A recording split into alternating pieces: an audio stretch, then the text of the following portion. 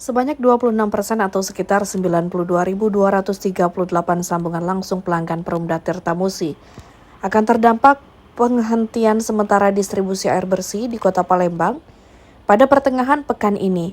Penghentian sementara distribusi air bersih ini disebabkan karena adanya pekerjaan perbaikan kebocoran pipa diameter 900 air baku dari intake Karanganyar menuju instalasi pengolahan air 3 Ilir.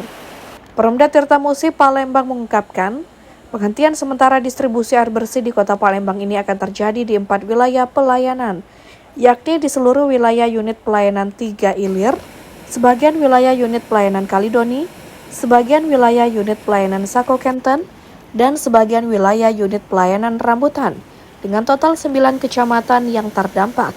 Perbaikan ini diharapkan dapat meningkatkan produksi air bersih di Kota Palembang. Rencananya kita akan melakukan kembali perbaikan pipa air baku dari intik kita yang di Karanganyar untuk ke IPA pengolahan kita yang di 3 Ilir.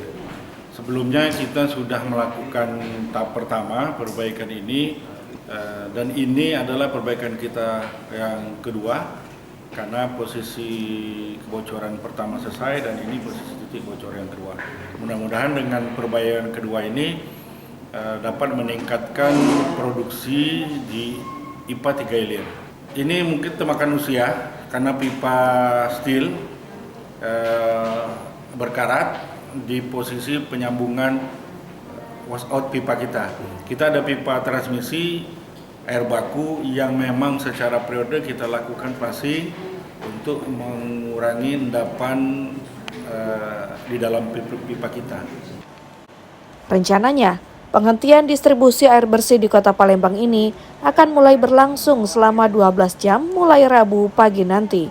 Proses normalisasi distribusi air ini akan berlangsung selama 2 kali 24 jam. Dari Palembang, Sumatera Selatan, Erwin Setiawan, iNews melaporkan.